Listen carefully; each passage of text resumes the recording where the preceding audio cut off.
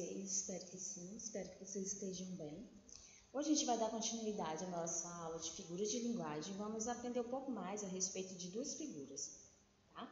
Nós vamos aprender a respeito da metonímia e da assonância, ok? A assonância é a repetição de uma vogal ou de vogais que expressam o mesmo som, dando ritmo e ou reforçando a ideia expressa no poema.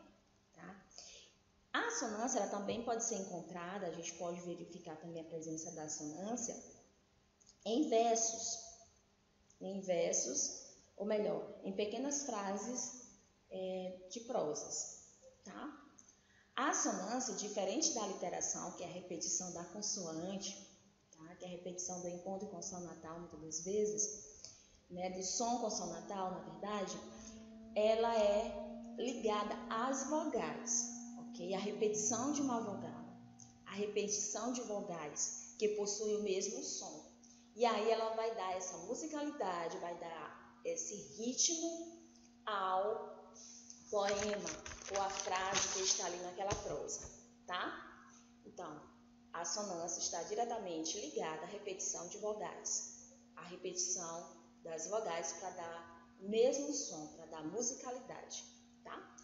Aqui eu coloquei esse exemplo para vocês, desse poema, podemos dizer assim, sim, de poemas de Chico Buarque e um trecho de Caetano Veloso. Chico Buarque, nós podemos observar a repetição de uma vogal ao longo desse verso, nesse poema, tá? O de Chico Buarque fala assim: sou Ana da cama fulana, bacana, sou Ana de Amsterdã. E aí nós podemos observar o destaque da vogal A em cada verso. Sou Ana da cama. Então, o destaque, a evidência da repetição da vogal A aí. No segundo verso, novamente, da cana, fulana, bacana. No último, sou Ana de Amsterdã. A vogal A está evidente, está dando musicalidade, ritmo a esse poema, tá? De Caetano Veloso, nós temos sou um mulato, nato, no sentido lato. Mulato democrático do litoral. Olha só como a gente, ao falarmos esse poema, nós colocamos bem em evidência a vogal O. Falamos com força, falamos com destaque, e aí vai dando esse ritmo, vai dando reforçando essa ideia que o poema quer passar. Sou mulato, nato, no sentido lato, mulato democrático do litoral.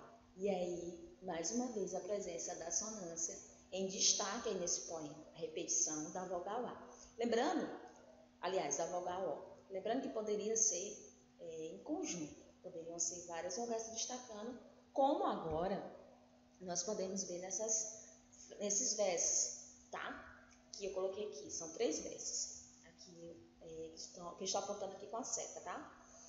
A pálida lágrima da Flávia. Observem que a vogal A e novamente a vogal A, ela está se destacando em 3 dessas palavras, certo? Palavra pálida, lágrima e Flávia. Outra coisa que eu quero deixar evidente é que a assonância ela se faz ainda mais presente, evidente, quando ela está na sílaba tônica. Quando a sílaba tônica, ela observamos mais ainda a potencialidade dela na sílaba tônica, como nós vemos aí, tá? A palavra pálida, lágrima e Flávia, com o acento agudo. Primeiro vem letra A, aliás, vogal A, acentuada, vogal I e vogal A novamente. Vogal A acentuada, vogal I, vogal A, lágrima. Vogal A acentuada, vogal I, vogal A. Então, ele seguiu essa sequência, deu essa musicalidade deu esses efeitos sonoros a essa frase. A pálida lágrima da Flávia. Ok? Outro exemplo que a gente pode ver aí, destaque das vogais, é nessa frase. A boa boca da moça. Então, a gente pode ver o encontro da vogal O e vogal A, o destaque da vogal O e A em sequência nessas palavras, boa, boca e moça. A vogal, na palavra boa, elas estão juntas, diferente da palavra boca, não é? Estão separadas aí pela consoante C, como também na palavra moça. Mas há esse destaque dessas duas vogais, a sequência dessas duas vogais, O e A. A boa, O e A. Boca, O e A. Da, também está cabendo aí, mas não destaca essas palavras. Moça, O e A. Então, a gente vê a evidência, destaca a sonoridade presente no que diz respeito à assonância nessa frase. A boa boca da moça. Dá um movimento. Observem que o poema, digamos, ele não fica parado, assim como ele tem na aliteração, que vai estar o destaque da consoante, aqui também vai dar um destaque à vogal e vai dar essa musicalidade, esse ritmo, esse efeito sonoro ao poema, ou à frase. Como aqui, novamente, nessa última frase que eu coloquei, o cálamo e o plátano na floresta moderna. Cálamo, plátano.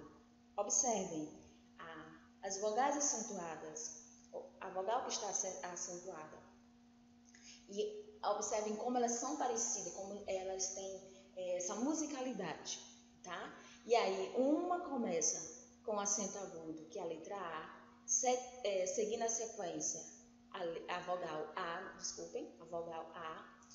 e por último, vogal O. Lá em plátano, novamente, destaque, vogal A acentuada, vogal A e vogal O. E aí seguem em sequência as outras palavras, embora elas não estejam acentuadas, mas estão em destaque, vogal O, vogal A, e aqui também vogal E, no caso floresta e moderna.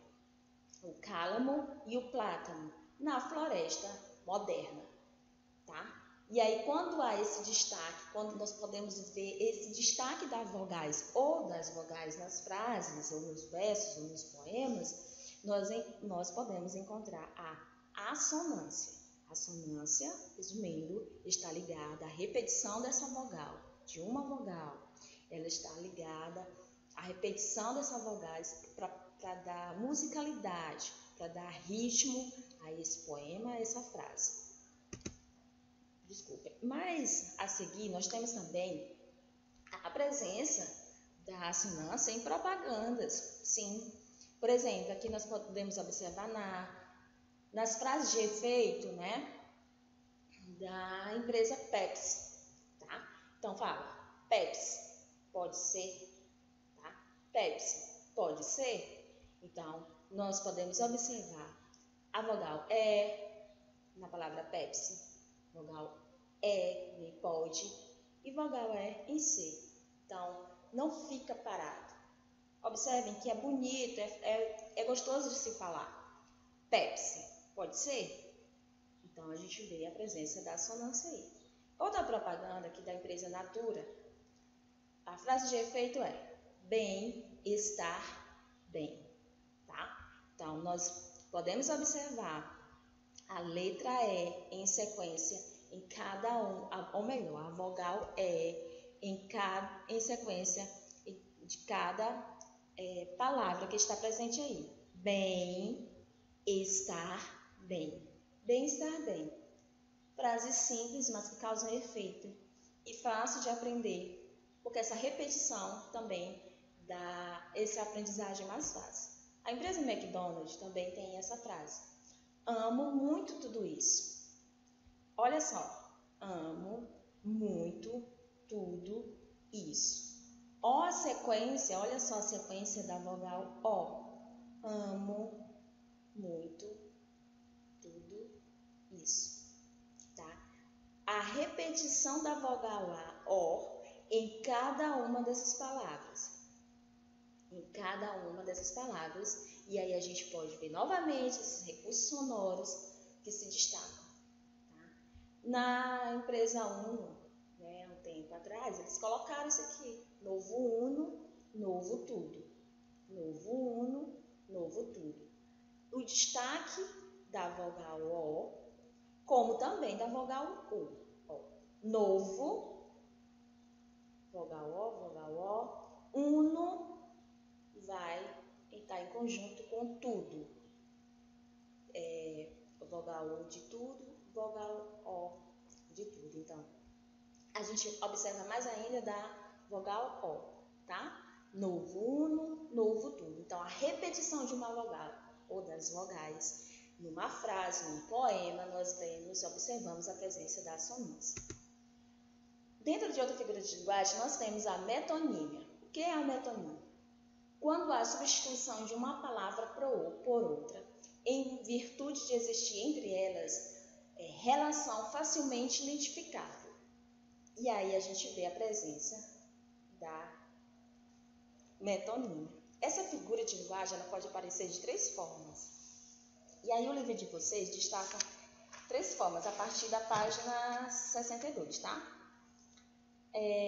Nós podemos ver essas 3 formas que estão destacadas no livro de vocês, da página 62. Nós temos o efeito e causa, continente pelo recipiente e autor pela obra.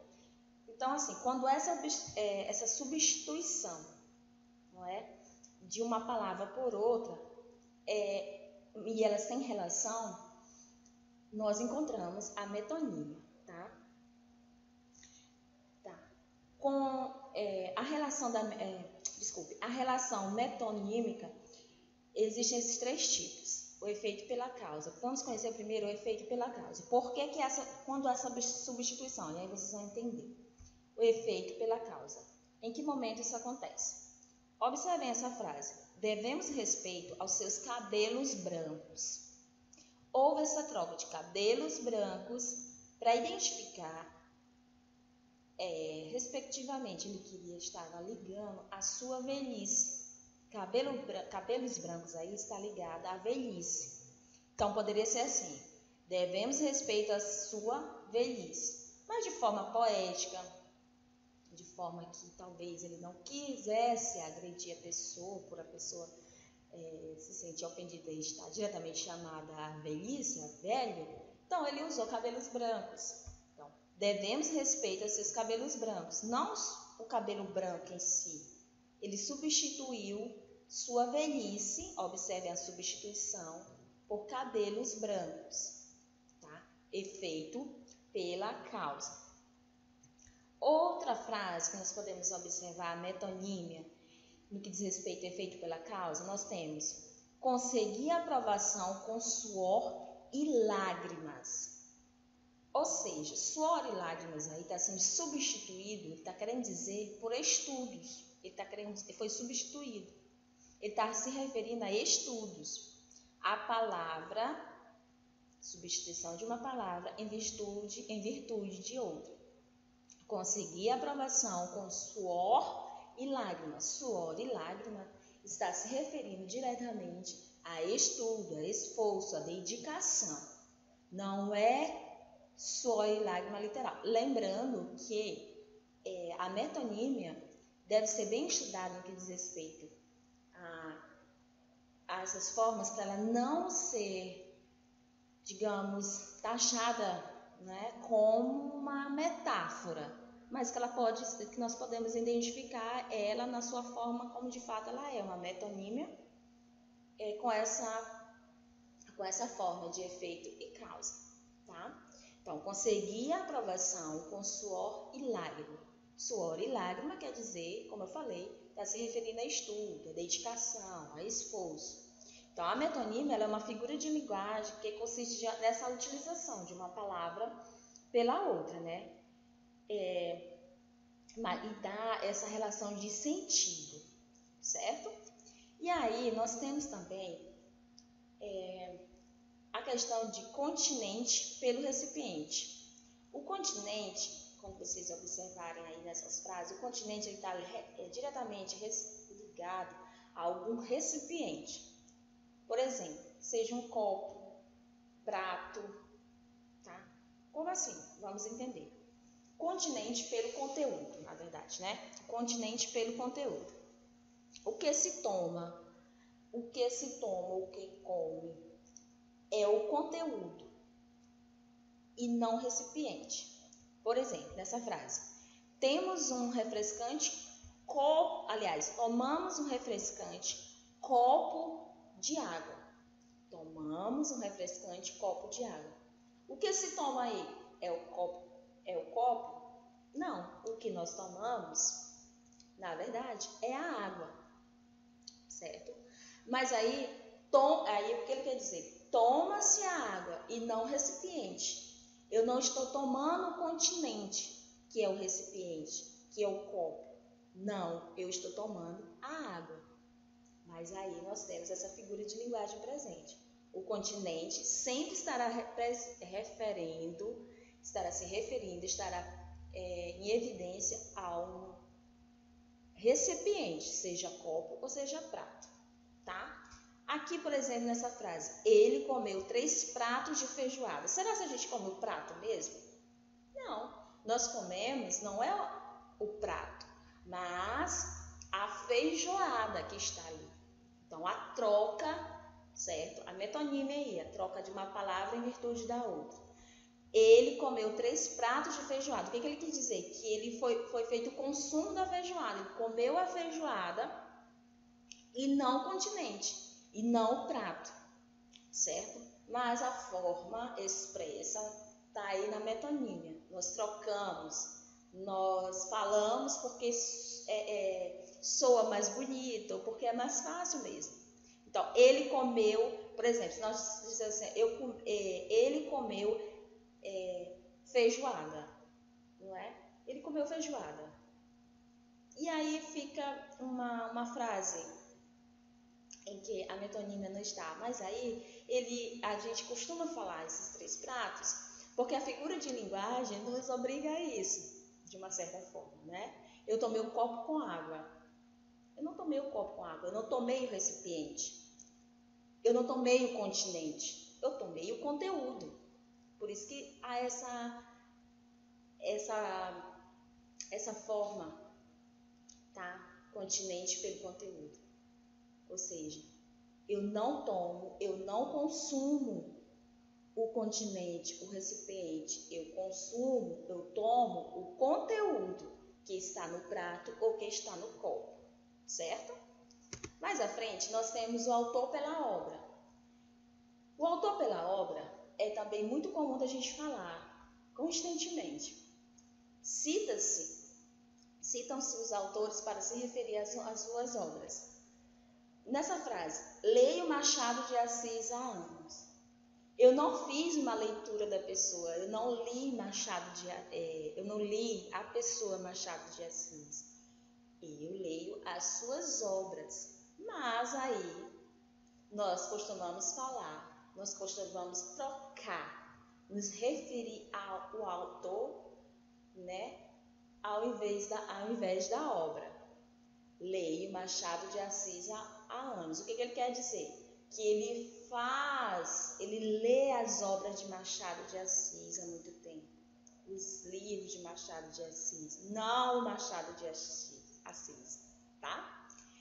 Outro exemplo que a gente pode ver de autor pela obra, nós temos essa frase: tenho um portinari autêntico em casa.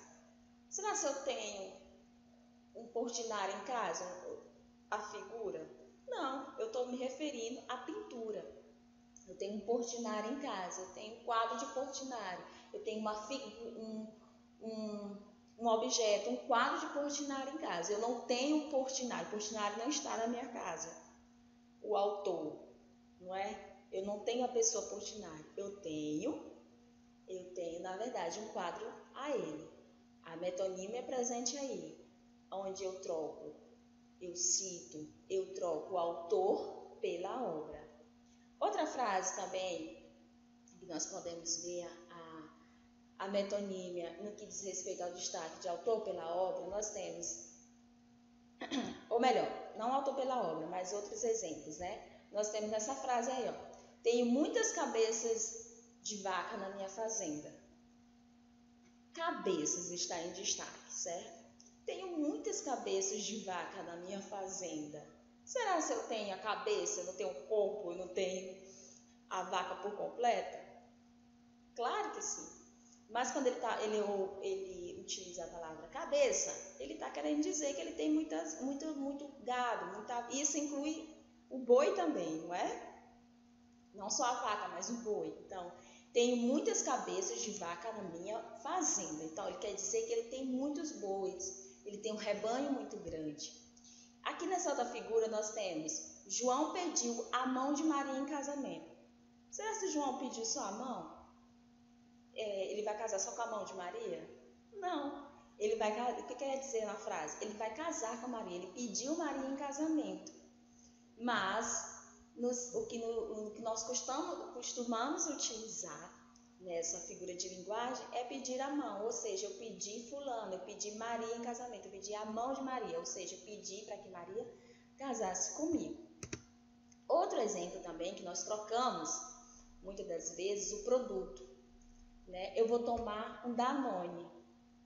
Nós trocamos a marca pelo que realmente é o produto. Vou tomar um Danone, vou comprar um Danone. Não, você vai tomar um iogurte. Só que nós costumamos trocar a palavra iogurte por Danone. Nós trocamos a marca pelo produto. Vou comprar um cotonete. Eu preciso de um cotonete para limpar meu ouvido. Eu vou comprar uns cotonetes. Não, cotonete é a marca. Está se referindo à marca. O que eu quero mesmo é a Artes Flexível. Tá? É a Artes. Esse produto aqui, que está dentro dessa caixinha, é a Artes Flexível. Mas nós, chegamos no comércio, você teria uma Artes Flexível para vender? Ele nunca vai saber, mas nós utilizamos cotonetes. Mas lembrando que cotonetes não é o nome daquele produto, é a marca.